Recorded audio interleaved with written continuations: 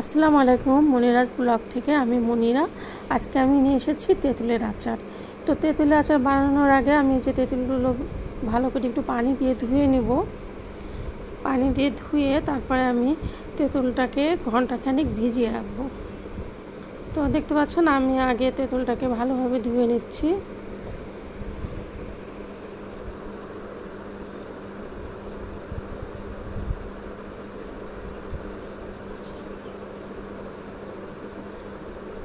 হ্যাঁ, যে ধোয়া শেষ। এবার আমি পানি দিয়ে ভিজিয়ে রাখবো ঘন্টাখানেক।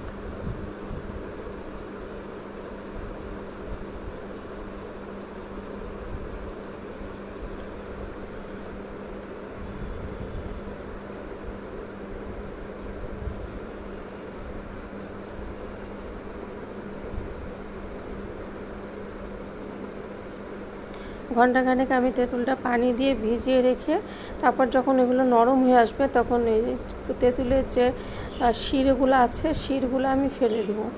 ফেলে দিয়ে আমি এখন দেখতে পাচ্ছি না আমি এটা ভিজিয়ে রেখেছি। এদিকে আমি কিছু শুকনো মরিচ একটু টেলে নিচ্ছি।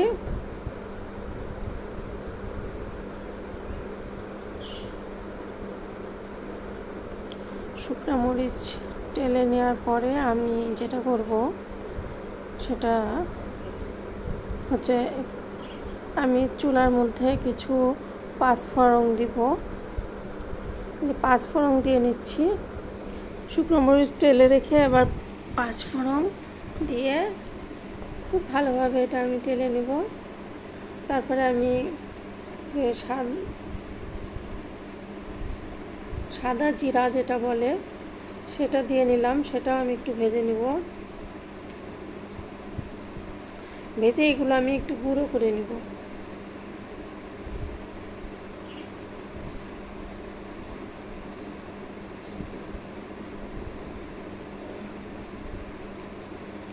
এরপরে আমি সরিষার তেল দিয়ে নিলাম।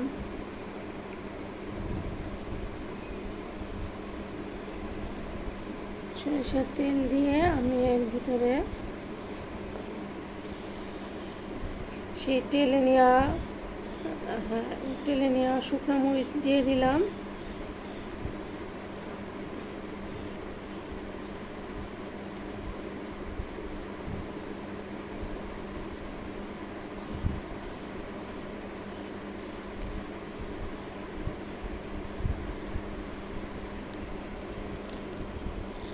এরপরে আমি আবারও কিছু পাঁচফোড়ন দিয়ে নিলাম, আস্ত পাঁচফোড়ন আর কি দিয়ে নিলাম। এরপরে আমি সাদা জিরা যেটা সেটাও দিয়ে নিলাম।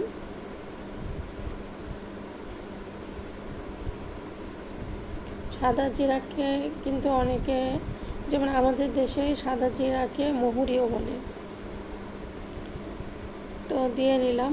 এরপরে আমি এই যে দেখতে পাচ্ছেন আমি তেঁতুলগুলো যে ভিজিয়ে রেখেছিলাম পানি দিয়ে সেগুলো নরম হয়ে এসেছে। ভিতর থেকে আমি শিরাগুলো সব ফেলে দিয়েছি। দিয়ে আমি এবার সুন্দর করে এটা হাত দিয়ে চটকে নিয়েছিলাম।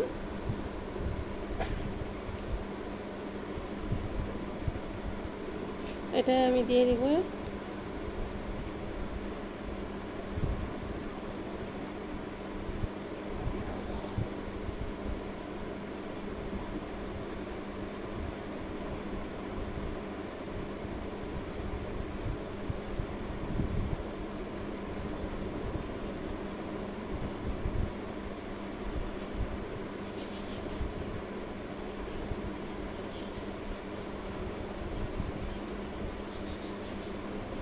দিয়ে এবার সুন্দরভাবে নাড়তে হবে।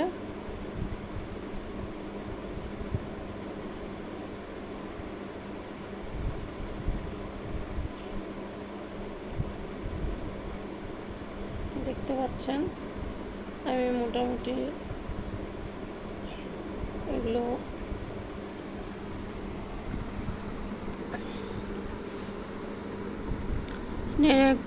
ভিতর যে পানিগুলো ছিল সেগুলো শুকিয়ে এসেছে দেখতে পাচ্ছেন।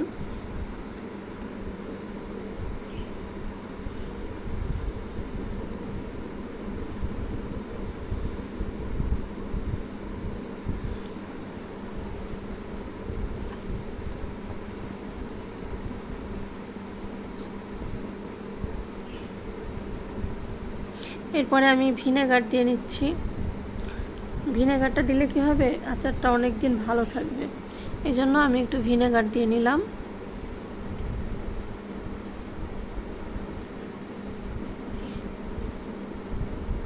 এরপরে আমি যে তেলে রেখেছিলাম সেটা গুঁড়ো করে নিয়েছি, পাঁচফোড়ন এবং সাদা জিরা, সেগুলাই দিয়ে দিলাম। দিয়ে আমি এখন সুন্দর করে নেড়ে নেব।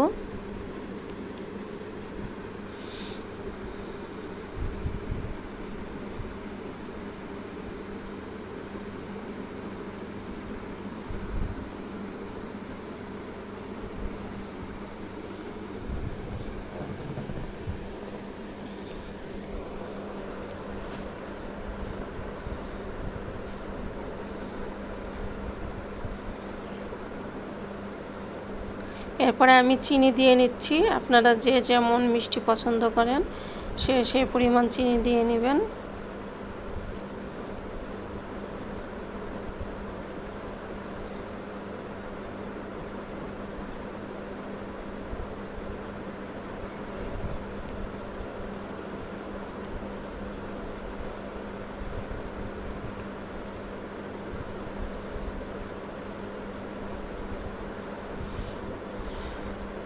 এরপরে খুব ভালোভাবে নাড়তে থাকতে হবে, অল্প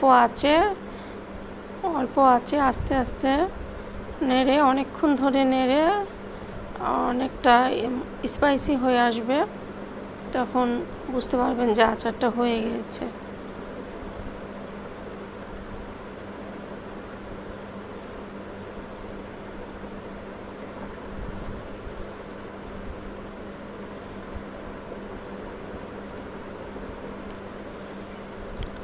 এরপরে আমি একটু শুকনো মরিচের গুঁড়া দিয়ে দিলাম। যেহেতু আচারটা টক ঝাল মিষ্টি হচ্ছে, তো এই জন্য আর কি একটু শুকনো মরিচের গুঁড়োটা দিয়ে দিলে আচারটা বেশ ঝাল ঝাল হবে, খেতে ভালো লাগবে। দেখতে পাচ্ছেন আমার আচারটা প্রায় হয়ে এসেছে। আচারটা আসলে ধৈর্য ধরে অল্প আঁচে নাড়তে হবে, নেড়ে চেড়ে অনবরত নাড়তে হবে যাতে নিচে লেগে না যায়।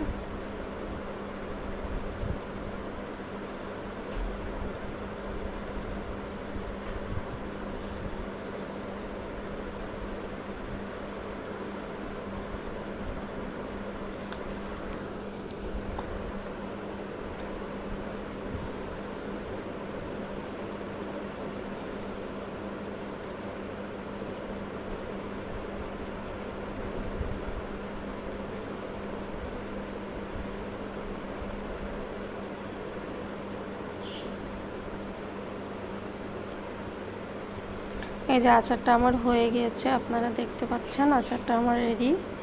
আমি একটু পরিবেশনের জন্য নিয়ে এসেছি।